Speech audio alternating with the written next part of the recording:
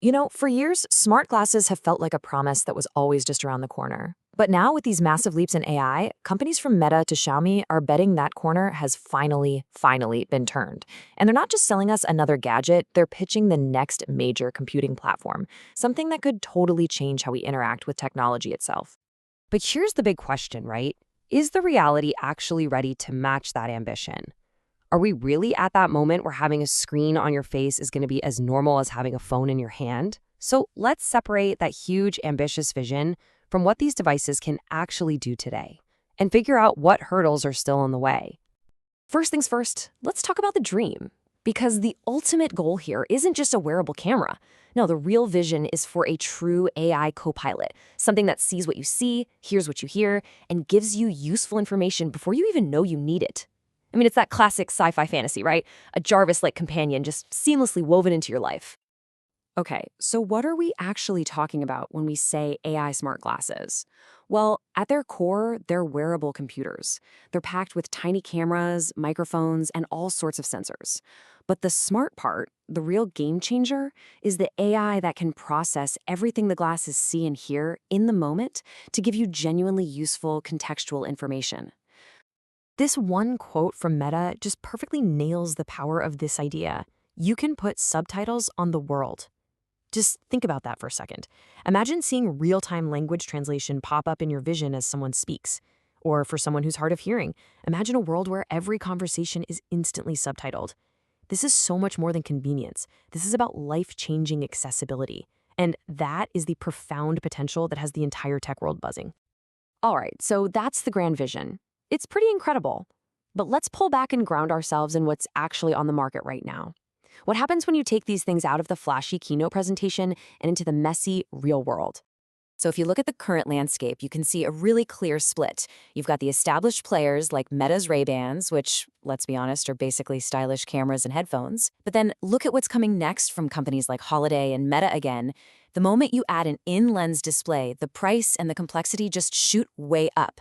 That's the next frontier, and yeah, it's going to come with a much higher price tag. So if we boil it all down, the glasses you can buy today are great at a few specific things. Taking photos without your hands, listening to music and calls with that open-ear audio, and doing some pretty basic AI queries. But honestly, one of the biggest wins here is just the form factor. After years of clunky, awkward prototypes, they finally look like glasses you'd actually want to wear in public. But, specs on a piece of paper are one thing. What's it actually like to live with these things on your face for months on end?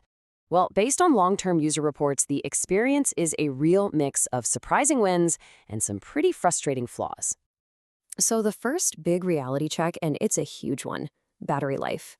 With active use, taking pictures, listening to music, maybe a few calls, most people are reporting they get about 4 hours on a single charge. Now that might be fine for an afternoon out, but it is a far cry from the all-day power we expect from our phones. And then there's the simple physical reality of wearing a computer on your face.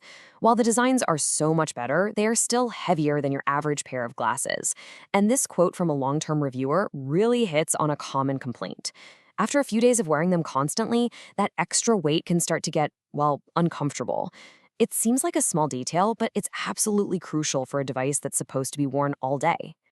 The day-to-day experience is a total roller coaster. The wins can feel genuinely magical, like capturing one of those spontaneous, perfect moments you'd normally miss while you're fumbling for your phone. But the frustrations are just as real. A 1 or 2 second shutter delay means that magic moment is already gone. The AI can be buggy, and the way it connects to your phone often feels clunky, like an afterthought. And this gets to maybe the biggest problem with the AI right now. As one reviewer put it, the AI can confidently lie to you. Like a lot of large language models, it can just make stuff up. And when you can't trust the answers it's giving you, the whole promise of having an intelligent assistant completely falls apart. It's a huge problem. So, okay, clearly the technology isn't perfect. It's not there yet. But this industry is moving at an absolutely incredible speed.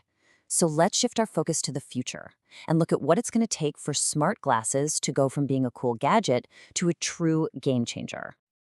You can really think about this whole thing as an evolution. We've moved past those early, let's be honest, pretty awkward attempts like Google Glass. Right now, we're in what you could call the camera and audio era, which is defined by devices like the Meta Ray-Bans. The very next step is the display era, where information gets projected right into our view. And the ultimate goal, way beyond that, is for these devices to become an entirely new computing platform. Now, getting to that future requires breakthroughs on a whole bunch of different fronts. On the hardware side, you need things like high-res displays and all-day battery life. Then you need a much smarter, truly context-aware AI and seamless controls, like those neural wristbands Meta's working on. But maybe, just maybe, the biggest hurdle of all isn't even technical. It's just achieving simple social acceptance. But the challenges go way beyond the tech. There are these massive societal hurdles we have to figure out. Can we solve the privacy nightmare of having an always-on camera everywhere? Can these devices find a real killer app, that one thing that makes them indispensable, not just a cool novelty? And crucially, as they get more powerful, how do we stop a new digital divide from forming, making sure this enhanced reality is for everyone, not just the wealthy? At the end of the day, the arrival of this technology feels less like a question of if and more like a question of when. All the foundational pieces are falling into place, which really leaves us with the most important question of all. Are we, as a society, actually ready for a world where our reality is constantly being recorded, interpreted, and augmented by AI?